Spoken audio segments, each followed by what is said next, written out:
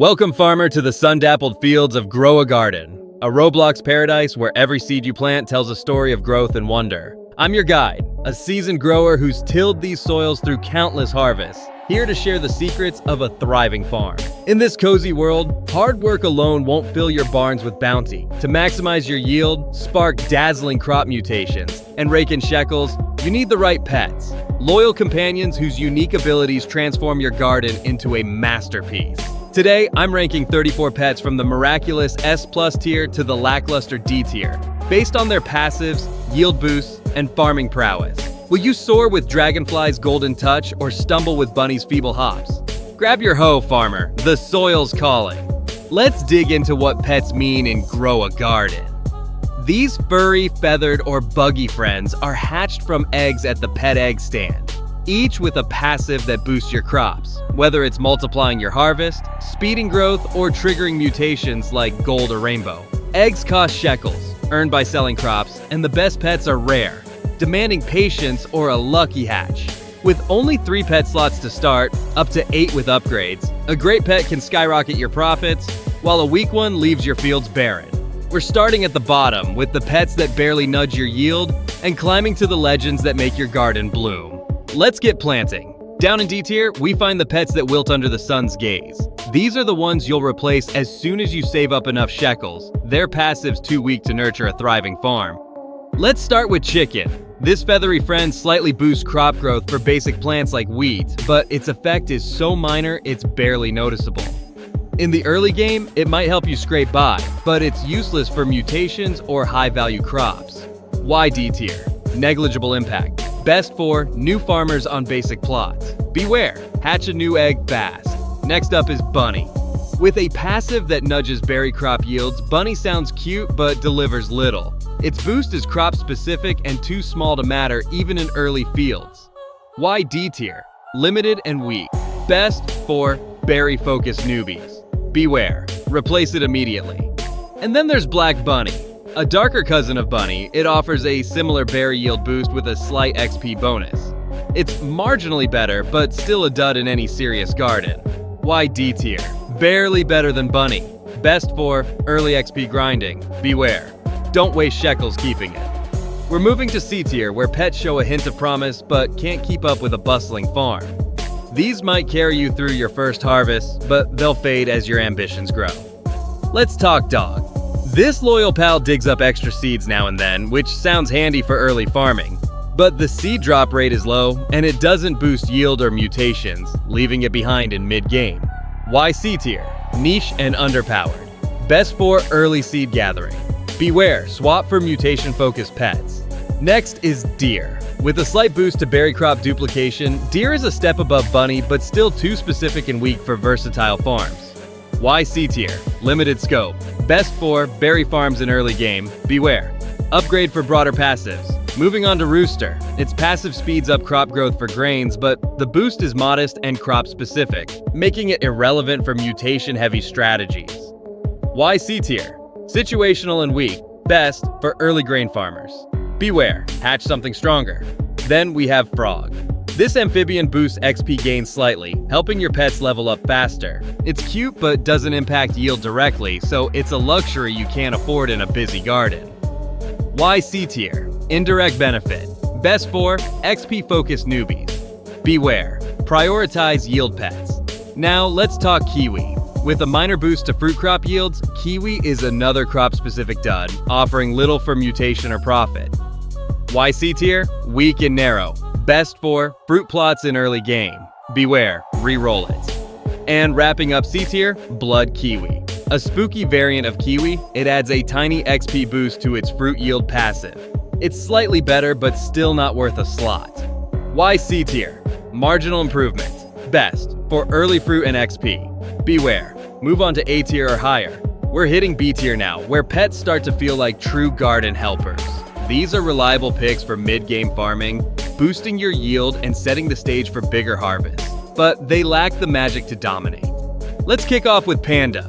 Its passive boosts bamboo crop yields, which is decent for mid-game profits, but its crop-specific focus limits its versatility. Why B tier? Solid but narrow. Best for bamboo farmers. Beware, upgrade for mutations. Next is spotted deer. With berry crop duplication, it's a stronger version of deer, doubling harvests occasionally. It's great for mid-game berry farms but falls short for mutations. Why B tier? Good but situational. Best for mid-level berry plots. Beware, aim for S tier. Now let's talk pigs. These chubby pals boost crop growth across multiple types, making them versatile for mid-game. Their effect is decent but not game-changing. Why B tier? Reliable but not elite. Best for general mid-game farming. Beware, swap for mutation pets. Moving to Golden Lab. Its seed-digging passive is a step above dog with a higher drop rate. It's useful for expanding mid-game fields but doesn't boost yield directly. Why B tier? Niche utility. Best for seed-focused farmers. Beware, prioritize yield. Then we have Cat. With a passive that slightly increases crop size, Cat boosts yield modestly across all crops. It's flexible but too weak for late game. Why B tier? Broad but underpowered. Best for mid-game versatility. Beware, upgrade for impact. Next up, Monkey. Its cell duplication passive occasionally doubles Sheckles from crop sales, a nice mid-game profit boost. Why B tier? Profit-focused but inconsistent. Best for mid-level Sheckle grinding. Beware, mutation pets are better. Moving on to Owl. With a slight XP and growth boost, Owl helps pets level up and crops grow faster, but its impact is subtle. Why B tier? Indirect benefits. Best for mid-game XP farming. Beware, focus on yield. Then there's Echo Frog. Its growth boost for water-based crops is decent for mid-game, but its specificity holds it back. Why B tier? Niche but solid. Best for water crop farmers. Beware, re-roll for versatility.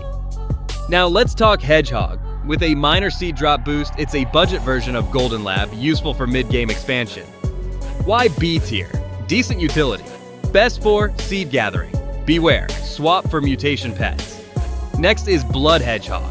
A darker hedgehog, it adds a tiny XP boost to its seed drop passive.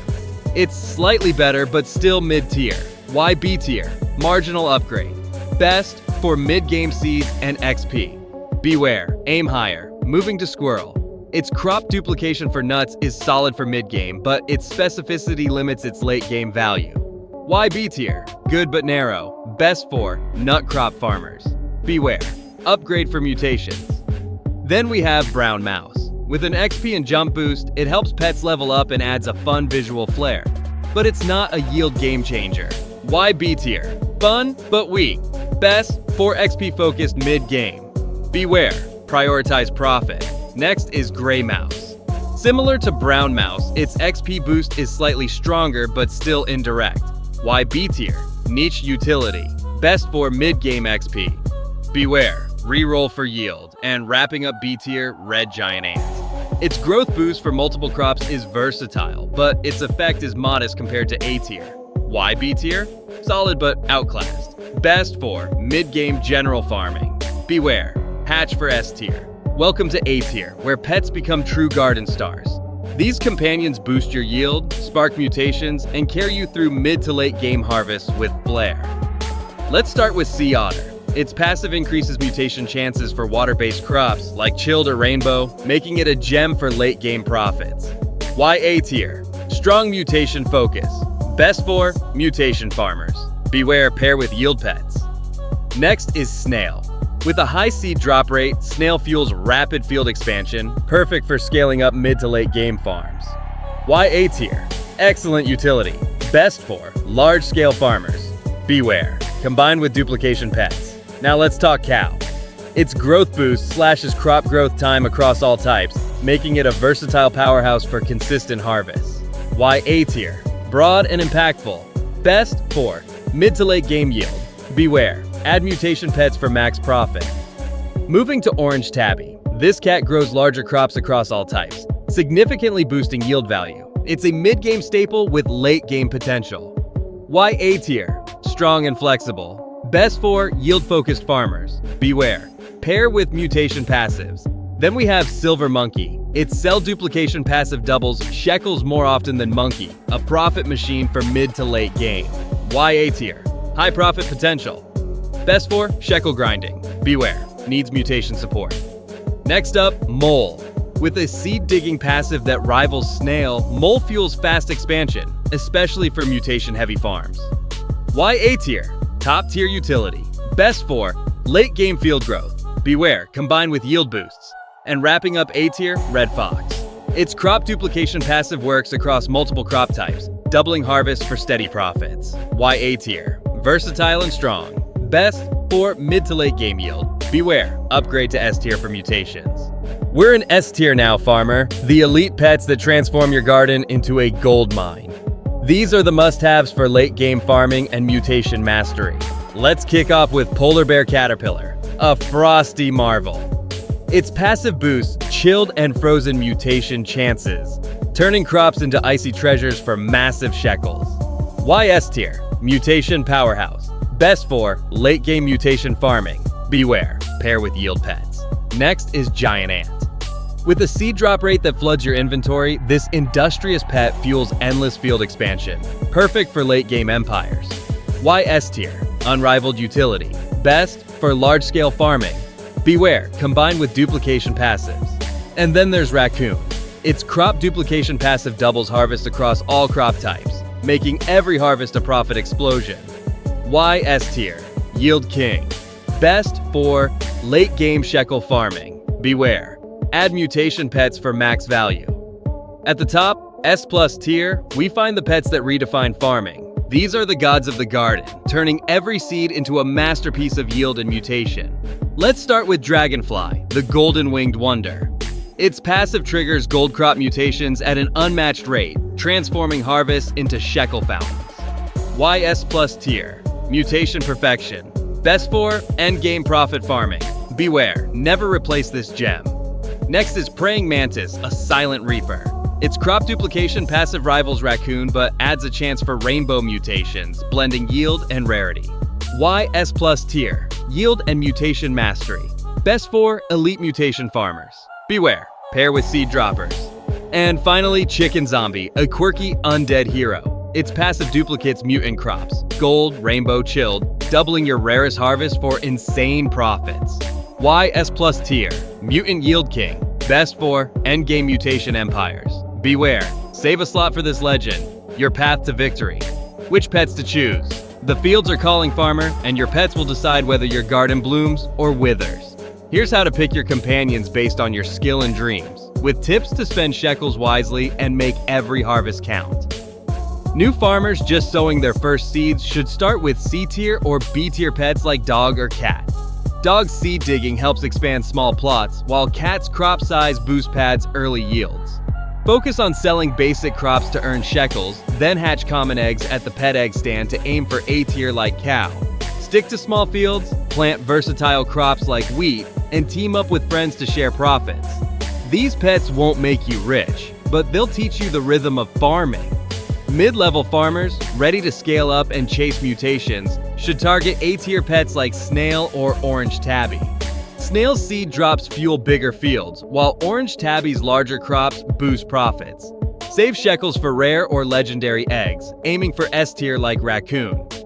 Experiment with mutation crops, gold, chilled, and place pets strategically to cover multiple plots.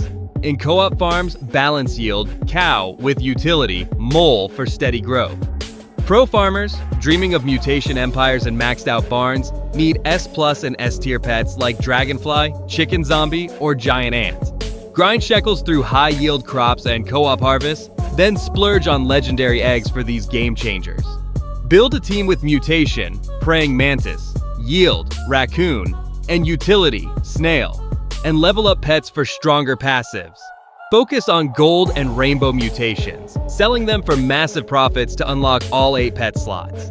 Sheckles are your lifeline, so sell crops regularly, join active farms, and wait for the pet egg stand to refresh for better eggs. Always match your pets to your crop strategy.